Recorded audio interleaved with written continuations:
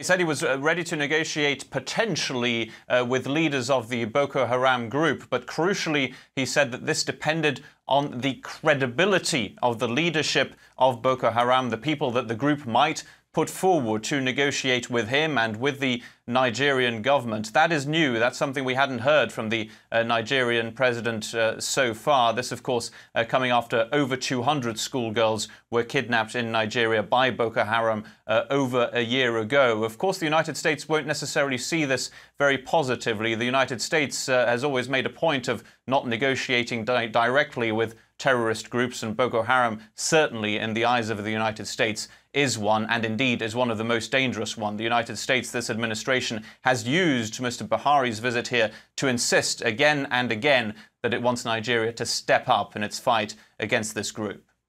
Now, stay with us, Philip. Corruption was also one of the big issues of Buhari's campaign for office. He also mentioned the issue on this trip, taking the chance to promise the Nigerian diaspora that he is a safe pair of hands. Let's have a listen to what he had to say. Improve the quality of governance, ensure that governments at all levels are responsive, inclusive, transparent, and accountable. We must win and sustain the trust of the people we govern.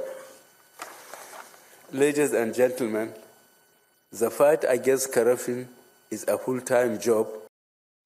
Now, Philip, Buhari pushing home his determination to clean up his act. He's also publicly aired some of Nigeria's dirty linen, saying that mind-boggling sums of money have been stolen from the state-run oil sector.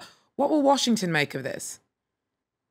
Washington will help, apparently. This is one of the requests that Muhammadu Buhari made before he even landed here in Washington, is to get the Obama administration to help retrace those funds that might have been lost from Nigeria, those mind-boggling sums, as he said, from the oil money. He says 250,000 barrels of oil a day are lost, and the figure given by him is indeed mind-boggling. It is this one, $150 billion, the amount of money lost on partly, at least, those losses of oil money to those accounts. Now, he has got the promise from the United States that this government will help retrace those accounts. They might have passed through the United States, for example, and that would give the Nigerian government then the possibility to prosecute.